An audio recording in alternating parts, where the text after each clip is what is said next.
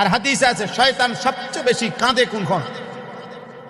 সুবহানাল্লাহ। নবীজি বলছে বান্দা যখন আল্লাহকে সেজদা দেয়, খোদার কসম, ফাজআলা শাইতানু ইয়াবকি, নবীজি বলেন শয়তান তখন কাঁদতে শুরু করে। কেন ভাই? এই আমার শেষ কথা। কেন কাঁদে? শয়তান তখন বলে, হায় বনি আদম, তুই কি করলি? এই সেজদা সেটাই যে সেজদাটি না দেওয়ার কারণে আমি বিতাড়িত হলাম, আর এটাই সেই সেজদা তুই এখন দিয়ে আল্লাহর প্রিয় হয়ে গেলি, আল্লাহর প্রিয় হয়ে গেলি। এটাই তো সেই সেজদা, যে সেজদা না দেওয়ার কারণে আমি অনন্তকালের জন্য অভিশপ্ত হয়ে গেলাম। এই জন্য ভাইয়া আমরা আল্লাহকে সেজদা দেবো ইনশাআল্লাহ। ঠিক আছে না আব্বা? আল্লাহ আমাদেরকে তৌফিক দেন, আল্লাহ আমাদেরকে কবুল করেন। আমরা এখানে যারা আমরা নিয়ত করি মসজিদকে আমরা ভালোবাসবো ইনশাআল্লাহ।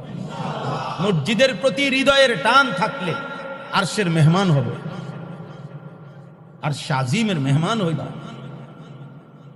মসজিদের প্রতি না আসা মসজিদে, এটা যেন তোমার দুনিয়াতে পুরাইয়া ফেলা, আগুনে পুরাইয়া ফেলার মতো শাস্তি। নবীর গুসা কি পরিমাণ, কি পরিমাণ গুসা তিনি হয়েছে। যিনি পাথর মারলে সেদিন তায়েফের মানুষকে তিনি মাফ করে দিচ্ছেন, আজ বেনামাজিকে দেখা তিনি বলতেছেন আমার মন চায় ওরে আগুনে পুরাইয়া ফেলে। অথচ ইনি সেই নবী যিনি তায়েফের কাফেরদের বেলায় কি বলছিলেন, যে জিব্রাইল আলাইহিস সালাম আয়েশা বলছে, ইয়া রাসূলুল্লাহ, পাহাড়ের ফেরেশতা নিয়ে আসছে, মালিকুল জাবাল, আপনি বললে পাহাড়ের ফেরেশতাদেরকে বলবো পাহাড়কে একত্র করে তায়েফবাসীকে একদম ধ্বংস করে দিবে, শেষ করে দিবে। তায়েফ এখনো পাহাড়ের উপরে। তায়েফ একটা থালার মতো,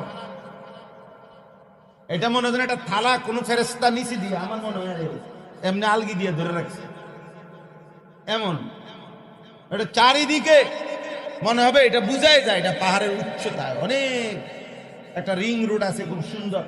এখন উঠলেই বোঝা যায় কি সুন্দর লাগে, মানে অনেক উঁচা তায়েফ নগরী, বুঝাই যায় এটা একটা কেউ যেন এমনি পিলারের মতো একটা হাত দিয়ে ধরে রাখছে আর কি উপরে ফেরেশতা। সম্পূর্ণ তায়েফটাই কিসের উপরে? পাহাড়ের উপরে। পাহাড়েই তায়েফ নগরী। তো সেদিন জিব্রাইল বলছে